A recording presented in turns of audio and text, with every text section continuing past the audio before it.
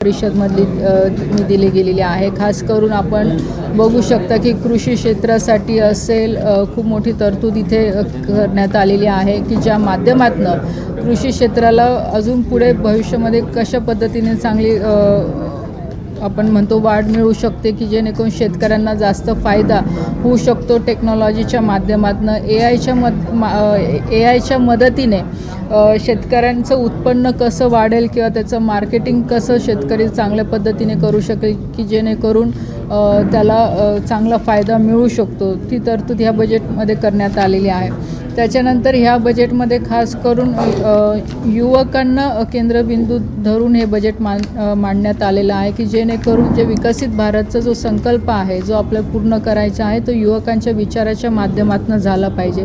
म्हणून सगळ्या सेक्टरमध्ये युवकांचं योगदान कसं वाढेल की जेणेकरून ह्या देशाला आपण पुढे घेऊन जाण्यासाठी खूप मोठी मदत युवकांच्या माध्यमातून मिळू शकते। सेमीकंडक्टर असतील, मेक इन इंडिया असतील, ह्या सेक्टरला खूप मोठं बजेट याच्या म्हणजे बजेटमध्ये तरतूद करण्यात आलेली आहे की जेणेकरून आत्मनिर्भर भारत कसा बनू शकतो या अनुषंगाने ह्या बजेटमध्ये तरतूद करण्यात आलेली आहे की जेणेकरून आपण म्हणजे इम्पोर्ट कमी करू आणि एक्सपोर्ट आपण जास्त करू ह्या अनुषंगाने याच्यामध्ये तरतूद आहे। आज आपण बघू शकतो की कोणताही देश हा त्याच्या डिफेन्स मॅन्युफॅक्चर याच्यावर म्हणजे त्याच्या डेव्हलपमेंटवर त्या देशाचं इकॉनॉमिक ग्रोथ ही ठरलेली असते। म्हणून डिफेन्स सेक्टरमध्ये पण आपण इम्पोर्ट कसं कमी करता येईल किंवा बाकी सेक्टरमध्ये पण इम्पोर्ट कसं कमी करता येईल याच्याकडे सुद्धा लक्ष देण्यात आलेलं आहे की जेणेकरून भारत पुढे जाईल, एक विकसित भारतच्या संकल्पनेने आपण पुढे जाऊ शकतो। त्या पद्धतीने याच्यामध्ये तरतूद करण्यात आलेली आहे। स्पोर्ट्ससाठी खूप एक विशेष निधी इथे उपलब्ध करून देण्यात आलेला आहे की खेलो इंडिया मिशनची सुरुवात झालेली आहे की ज्या माध्यमातून ग्रामीण भागातल्या खेळाडूंना एक चांगलं प्लॅटफॉर्म मिळू शकतो। स्पोर्ट्स सायन्स असेल, त्याच्यानंतर कॉम्पिटिशन असतील, लीग्ज असतील, स्पोर्ट्सचं इन्फ्रास्ट्रक्चर असेल, त्याला कसं आपण वाढवू शकतो देशभरामध्ये की जेणेकरून एक चांगलं स्पोर्ट्स कल्चर आपण आपल्या देशामध्ये निर्माण करू शकतो, यासाठी सुद्धा याच्यामध्ये तरतूद करून देण्यात आलेली आहे। जे छोटे शहरं आहे, जे टियर 2 टियर 3 सिटीज ज्यांना आपण म्हणतो, त्यासाठी जवळपास 5,000 कोटीची तरतूद करण्यात आलेली आहे की जेणेकरून ह्या शहरांचं सुद्धा इन्फ्रास्ट्रक्चर चांगलं वाढू शकतो। MSMEचे प्रोजेक्ट इथे जास्त वाढू शकतात। जे महिला बचत गट आहे त्यांना MSME सोबत जोडण्यात येतं आहे की जेणेकरून ग्रामीण भागातली सुद्धा ग्रोथ ही महिलांच्या माध्यमातून झाली पाहिजे, महिला सक्षम झाल्या पाहिजे आणि ह्या छोट्या शहरांमध्ये सुद्धा MSMEच्या माध्यमातून प्रकल्प कसे उभे राहतील जास्तीत जास्त करून की जेणेकरून तिथे रोजगाराची सुद्धा संधी उपलब्ध होईल आणि त्याचबरोबरने की हे टियर 2 टियर 3 सिटीचं इन्फ्रास्ट्रक्चर पण चांगल्या पद्धतीने डेव्हलप होईल की जेणेकरून तिथलं एक आपण म्हणतो मजबूतीकरण जास्तीत जास्त कसं भविष्यामध्ये आपल्याला करून घेता येईल ह्यासाठी सुद्धा ह्या बजेटमध्ये तरतूद करण्यात आलेली आहे।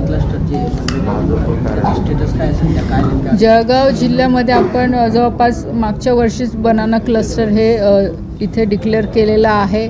त्याच्यासाठी टेंडर प्रोसेससुद्धा एक वेळा टेंडर काढून झालेलं आहे, आता दुसऱ्यांदा परत रिकॉलसुद्धा केलं गेलेलं आहे त्याच्यात, कारण की शेवटी हे जे बनाना क्लस्टर बनणार आहे तर ते जे बाहेरच्या ज्या कंपनीज असतील जे PP मॉडेलवर हे तयार होणार आहे त्याला सबसिडीज केंद्र सरकार 100 कोटीपर्यंत म्हणजे 40% त्या कंपनीला जे कोणी टेंडर घेईल त्याला देण्यात येणार आहे। पण त्याच्यात काही टेक्निकल एरर्स होते, ज्या लोकांनी पार्टिसिपेशन केलं होतं त्यांनी त्यांचे टेक्निकल मुद्दे सरकारसमोर मांडलेले आहे, तर त्या विषयांवर चर्चा होऊन ते परत रिटेंडरला जाईल आणि त्या अनुषंगाने इथे बनाना क्लस्टरचं काम सुरू होईल। राज्यामध्ये बऱ्याच ठिकाणी जिल्हा परिषदेसाठी मतदान पार पडतं आहे। मागच्या निवडणुका बघितला तर भाजपचा आणि महायुतीचा तो स्ट्राईक चांगला पाहायला मिळाला। काय वाटतंय जिल्हा परिषद? नाही, नक्कीच आपण मागचे इलेक्शन जेवढे नगरपालिका असेल, नगरपंचायत असतील, ह्या इलेक्शनमध्ये युती जे भाजप सेना राष्ट्रवादीचं चांगलं आपल्याला म्हणजे एक चांगला परफॉर्मन्स तिथे बघायला भेटला। आज किती म्हणजे बरेचसे नगर अध्यक्ष असतील, नगरसेवक असतील आज महायुतीचे आहे आणि नक्कीच जिल्हा परिषदमध्ये सुद्धा याचा परिणाम आपल्याला दिसेल की जिल्हा परिषदमध्ये सुद्धा भाजप सेना राष्ट्रवादी अजितदादा गट त्यांची सत्ता येताना आपल्याला दिसेल आणि महायुती म्हणूनच पुढे येताना हे सगळे दिसतील. मला काही जामीनपात्र वॉरंट जारी करण्यात आलेलं आहे. त्या संदर्भातली माहिती मला आजच सकाळी मिळालेली आहे. मला असं वाटतं की हे कोर्टात विषय हा चालू आहे. तर एक्झॅक्टली मला आता काय आहे त्याचं स्टेटस मला नाही सांगता येणार, पण कोर्टात आहे हे मी ऐकून आहे. तर कोर्टामध्ये येईल काय जे असेल की भुसावळ ते मुंबई किंवा भुसावळ ते पुणे अनेक दिवसापासून प्रवाशांना त्या गाडीची वाट बघितली जाते. नेमकं परदेशच्या प्रवाशांना कधी ती गाडी मिळाली? ऑलरेडी आपण हा प्रस्ताव मागच्या काही वर्षांपासून म्हणजे 4-5 वर्षापासून त्याचा पाठपुरावा करतो आहे. पण पुण्याचा प्रॉब्लेम हा आहे की तिथे सिंगल ट्रॅक असल्यामुळे टेक्निकल अडचण ही आहे की तिथे रेल म्हणजे ती कनेक्टिव्हिटीच्या दृष्टिकोनातनं ते आजच्या तारखेला फिजिबल नाही आहे. पण तरीसुद्धा आपण यासाठी पाठपुरावा करतो आहे की लवकरात लवकर एक गाडी तरी सुरू झाली पाहिजे. आणि त्याचबरोबर वंदे भारतसाठी सुद्धा आपण तिथे डिमांड केलेली आहे की एक भुसावळ टू पुणे वंदे भारत ही सुरू झाली पाहिजे. महापालिका किंवा जिल्हा परिषदेच्या निवडणुका बघितलं तर बऱ्याच ठिकाणी जे आहे महायुतीतले पक्ष स्थानिक पातळीवर स्वतंत्र तिकीट लढताना पाहायला मिळालं. जळगाव जिल्ह्याची जिल्हा परिषदेची निवडणूक अजून बाकी आहे. या निवडणुकीसंदर्भात नेमकं महायुतीचं कसं आता ठरवतील, आता नेते निर्णय घेतील. गिरीश भाऊ आहे, त्याच्यानंतर